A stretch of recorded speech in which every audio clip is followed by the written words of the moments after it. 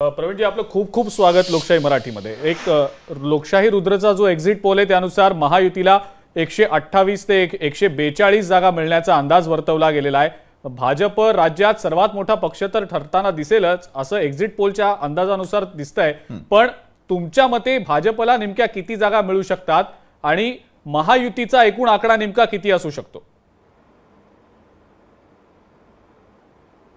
माझ्या मते माझ्या एक्झिट पोलचा अंदाज हा भारतीय जनता पार्टीला 106 जागा मिळतील, 2-3 मागे पुढे। त्याचबरोबर 161 जागा आमच्या महायुतीला मिळतील अशा प्रकारचा माझा अंदाज आहे।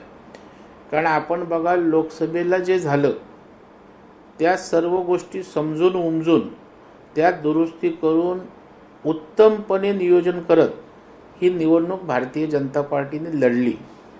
आणि माझा अंदाज काय फक्त आकडेवरून नाही, तर मी महाराष्ट्रात जवळपास सगळ्याच विभागात फिरलो। मराठवाड्यात गेलो, विदर्भात गेलो, पश्चिम महाराष्ट्रात गेलो, उत्तर महाराष्ट्रात गेलो।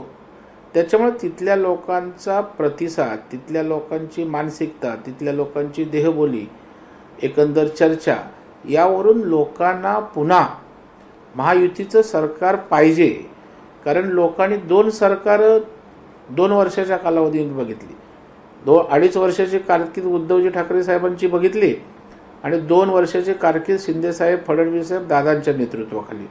आणि लोक तुलना करायला लागली की बाबा उद्धवजींची कारकीर्द ही देवेंद्रजींनी 5 वर्षाच्या कालावधीमध्ये केलेल्या कामांना स्थगिती देण्यात गेली, तर या ठिकाणी शिंदे साहेबांच्या नेतृत्वाखालचं सरकार त्या ठिकाणी गती आणि प्रगती घेऊन काम करायला लागलं। आणि त्याचबरोबर आपण बघाल की नियोजन असेल, आज जे पर्सेंटेज त्या ठिकाणी वाढलेलं आहे, मी आमची मातृसंस्था असणाऱ्या RSSला मनापासून धन्यवाद देईन। त्यांनी मतदार परिष्कर म्हणून कार्यक्रम त्या ठिकाणी घेतला आणि मतदान वाढलं पाहिजे, पर्सेंटेज वाढलं पाहिजे। लोकसभेला पर्सेंटेज कमी झालं तर लोकशाहीचा हा उत्सव मॅक्झिमम मेजॉरिटीनं मनवला पाहिजे, हे त्या ठिकाणी बिंबवण्यात यशस्वी झाले। त्यातनं आज जे काय पर्सेंटेज वाढलंय ते या ठिकाणी आपल्याला दिसेल। आणि त्याच्यामुळे एका बाजूला आमचं कॅडर काम करत होतं, दुसऱ्या बाजूला आम्ही विकासाच्या योजना राबवल्या, गरिबाच्या कल्याणाच्या, ते घेऊन गेलो, काय करणार आहोत हे लोकांना त्या ठिकाणी आश्वस्त केलं। आणि त्याच्यामुळे ओव्हरऑल जी विश्वासार्हता लागते ती विश्वासार्हता देण्यामध्ये आम्ही त्या ठिकाणी निश्चितपणे यशस्वी झालो। आणि त्याचा परिणाम आता उद्या सरकार त्या ठिकाणी निश्चितपणे सगळ्या एक्झिट पोलचे अंदाज जरी घेतले तरी कमी जास्त जागा मागे पुढे झाल्या तरी सरकार महायुतीचं बनतंय, यात त्या ठिकाणी आता कुठल्याही प्रकारची शंका नाही, किंतु परंतु नाही। कारण त्याला अनेक कारणं आहेत। एक म्हणजे देवेंद्र फडणवीस साहेबांनी शेवटच्या टप्प्यामध्ये एक आक्रमक पवित्रा घेतला। विकासाचा मुद्दा तर होता, परंतु त्याचबरोबर आमची अस्मिता, आमचा स्वाभिमान, त्यांनी सांगितलं पोलरायझेशन मताचं होत असेल, त्या ठिकाणी जिहाद वोट होत असेल तर आपण देश, देव आणि धर्मासाठी का काम करायचं नाही। हा हिंदवी स्वराज्य संस्थापक छत्रपतींचा महाराष्ट्र आहे, त्याच्यामुळे महाराष्ट्र धर्म, त्यामुळे एक धर्मयुद्ध पुकारलं।